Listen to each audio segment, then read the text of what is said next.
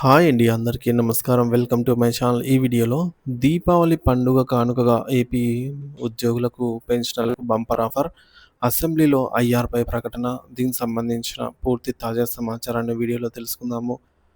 Video అయితే ఎక్కడ గాని స్కిప్ చేయకుండా ఎండ్ వరకు చూసేయండి. అప్పుడే ఇన్ఫర్మేషన్ పూర్తిగా అర్థమవుతుంది. అలాగే వీడియో చూస్తున్న ప్రతి ఒక్కరు వీడియోకైతే లైక్ చేయండి ఫ్రెండ్స్. ఈ వీడియోని తోటి ఉద్యోగ, పెన్షనర్ మిత్రులతో షేర్ చేయండి. కొత్తగా మన ఛానల్ చూస్తున్నవారు ఇంకా ఎవరైనా సబ్స్క్రైబ్ చేసుకున్నట్లయితే వెంటనే మన ఛానల్‌ని సబ్స్క్రైబ్ చేసుకోండి. దీని ద్వారా నేను చేసే లేటెస్ట్ వీడియోస్ అన్నీ మీ వరకు రీచ్ అవుతాయి. ఇక ఆలస్యం చేయకుండా వివరాల్లోకైతే వెళ్ళిపోదాము. ఫ్రెండ్స్, ఇక విషయానికి వచ్చినట్లయితే దీపావళి పండుగ కానుకగా అంటే వైఎస్ఆర్ ప్రభుత్వంపై గత వైకాపా ప్రభుత్వంపై మంత్రి పయ్యావుల కేశవ్ తీవ్ర విమర్శలు గుప్పించారు. రివర్స్ పీఆర్సీ, ఉద్యోగుల సమస్యలు, అలాగే నిధుల దుర్వినియోగంపై మండిపాటుపడ్డారు.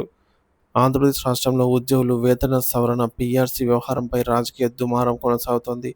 తాజాగా మంత్రి పయ్యావుల కేశవ్ వైఎస్ఆర్ కాంగ్రెస్ పార్టీ వైకాపా ప్రభుత్వంపై తీవ్రస్థాయిలో విమర్శలు గుప్పించారు. వైకాపా పాలనలో ఉద్యోగులు పీఆర్సీ అనే పదానికి ఉచ్చరించడానికి కూడా భయపడే పరిస్థితి కల్పించారని ఆయన ఆరోపించారు.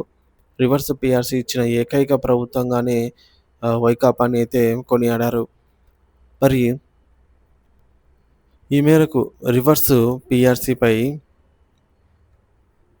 మంత్రి పయ్యావుల కేశవ్ మాట్లాడుతూ, దేశ చరిత్రలోనే రివర్స్ పీఆర్సీ అంటే వేతన సవరణకు బదులు జీతాలు తగ్గించడం, ఈ ప్రక్రియ చేసినటువంటి ఏకైక ప్రభుత్వం వైకాపా అని ఎద్దేవా చేశారు. ఉద్యోగులకు కొత్త పీఆర్సీ ప్రకారం వచ్చే జీతాలు వద్దని 2014 నుంచి 2019 మధ్య చంద్రబాబు నాయుడు గారి ప్రభుత్వం ఇచ్చిన పాత జీతాలే కావాలని కోరిన వారిని బెదిరించి సంతకాలు చేయించినటువంటి చరిత్ర వైకాపాకుందని ఆయన పేర్కొన్నారు. ఇది ఉద్యోగుల హక్కులను కాలరాసిన చర్యగా అభివర్ణించారు. ఇకపోతే ఉద్యోగుల నిధుల దుర్వినియోగంపై ప్రశ్నలు.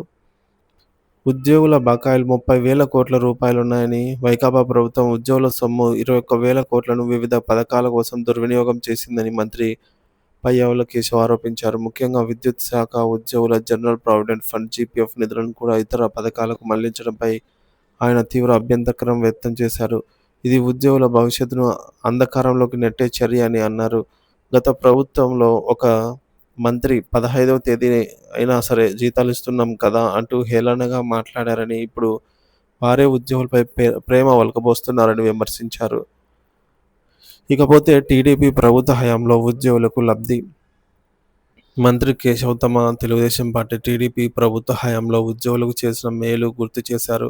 గత టీడీపీ ప్రభుత్వంలో ఉద్యోగులకు 43% ఫిట్మెంట్ ఇచ్చామని, 2024-25లో 11,490 కోట్ల రూపాయలు, 2025-26లో ఇప్పటి వరకు 3,549 కోట్ల రూపాయలు ఉద్యోగులకు చెల్లించామని వివరించారు.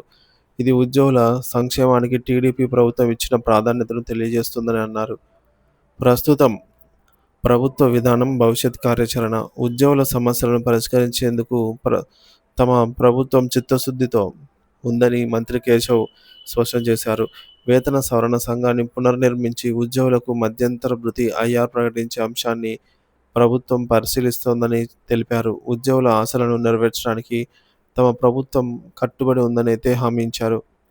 ప్రతిపక్ష నేత వ్యాఖ్యలపై అభ్యంతరాలు. ఫిట్మెంట్పై ప్రభుత్వం ఎప్పటిలోగా నిర్ణయం తీసుకుంటుందో తెలపాలని ప్రతిపక్ష నేత బొత్స సత్యనారాయణ కోరారు.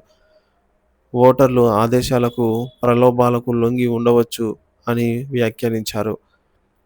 ఈ యొక్క వ్యాఖ్యలపై మంత్రి కేశవ్ తీవ్ర అభ్యంతరం వ్యక్తం చేశారు. ప్రజల్లో ప్రలోభాలకు గురైన ఓట్లు వేశారు అనడము ప్రలోభాలకు గురై ఓట్లు వేశారని అనడము ప్రజల పట్ల వైకాపాకు ఎలాంటి భావన ఉంది అనేది స్పష్టంగా చెప్పినట్లయిందని అన్నారు.